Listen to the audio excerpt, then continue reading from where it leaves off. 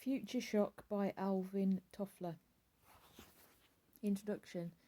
This is a book about what happens to people when they are overwhelmed by change. It is about the ways in which we adapt or fail to adapt to the future.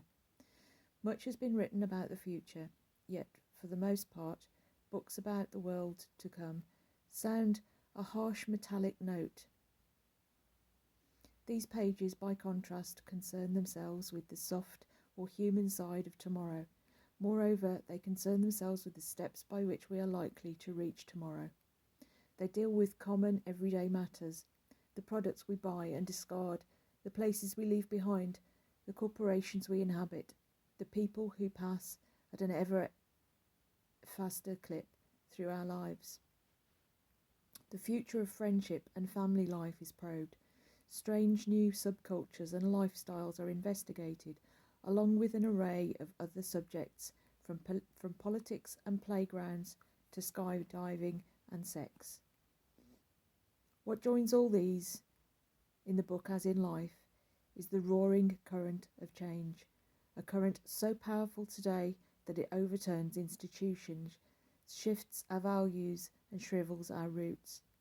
Change is the process by which the future invades our lives, and it is important to look at it closely, not merely from the grand perspective of history, but also from the vantage point of the living, breathing individuals who experience it.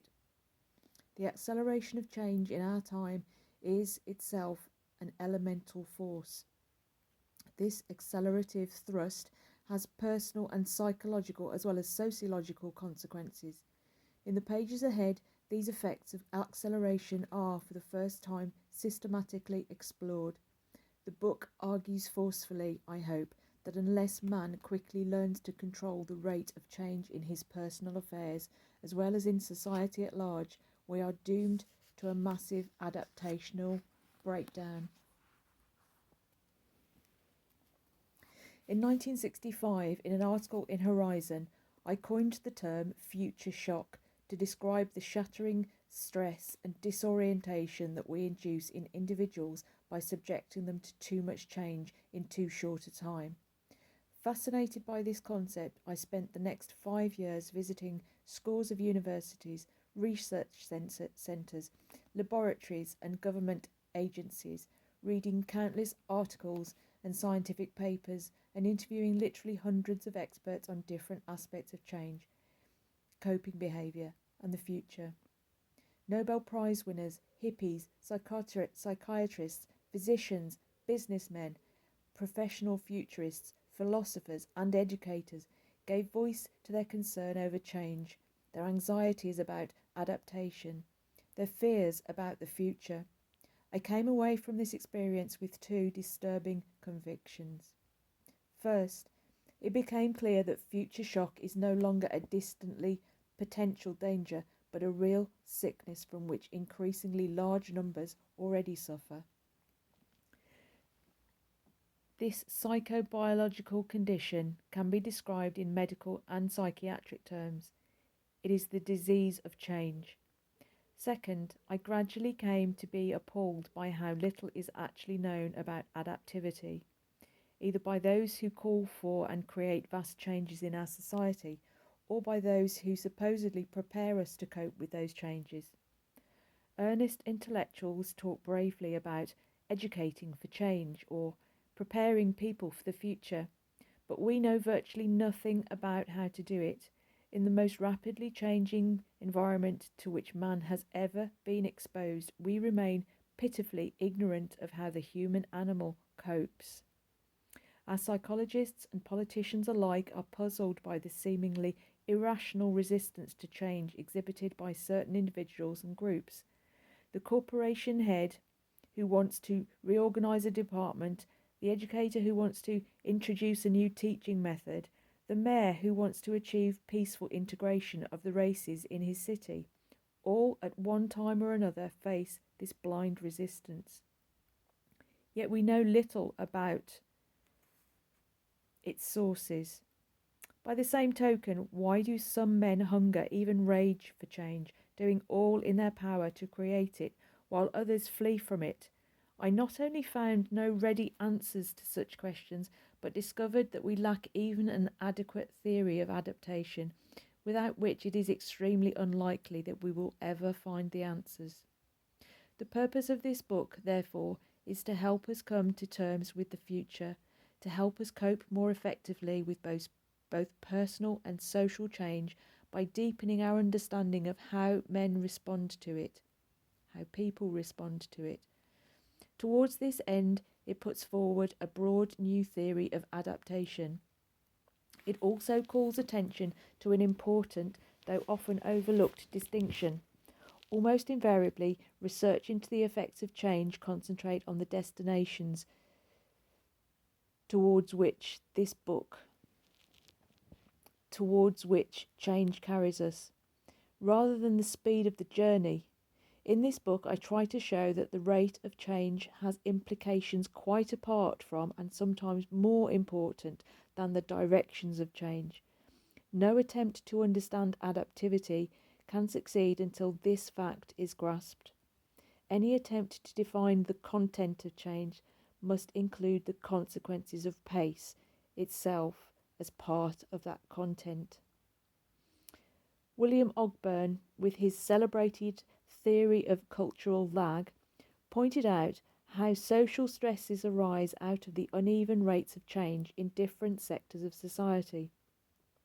The concept of future shock and the theory of adaptation that derives from it strongly suggests that there must be balance not merely between rates of change in different sectors, but between the pace of environmental change and the limited pace of human response. For future shock grows out of the increasing lag between the two. The book is intended to do more than present a theory, however. It is also intended to demonstrate a method. Previously, men studied the past to shed light on the present. I have turned the time mirror around, convinced that a coherent image of the future can also shower us with valuable insights into today. We shall find it increasingly difficult to understand our personal and public problems without making use of the future as an intellectual tool. In the pages ahead, I deliberately exploit this tool to show what it can do. Finally, and by no means least important, the book sets out to change the reader in a subtle yet significant sense.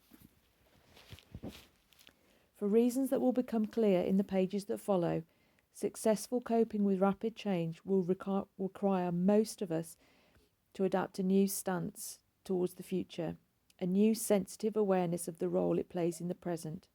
This book is designed to increase the future consciousness of its reader.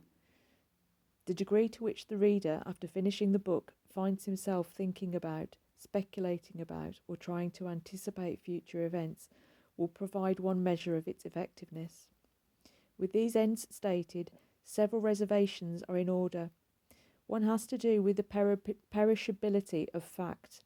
Every seasoned reporter has had the experience of working on a fast-breaking story that changes its shape and meaning even before his words are put down on paper.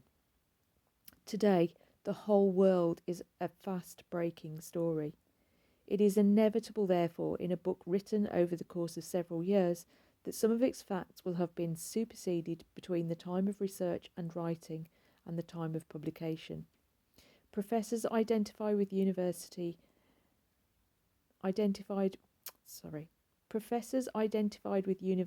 A move in the interim to University B.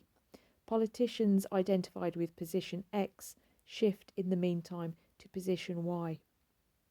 While a conscientious effort has been made during writing to update Future Shock, some of the facts presented are no doubt already obsolete. This, of course, is true of many books, although authors don't like to talk about it. The obsolescence of data has a special significance here, however, serving as it does to verify the book's own thesis about the rapidity of change. Writers have a harder and harder time keeping up with reality. We have not yet learned to conceive, research, write, and publish in real time. Readers, therefore, must concern themselves more and more with general theme rather than detail.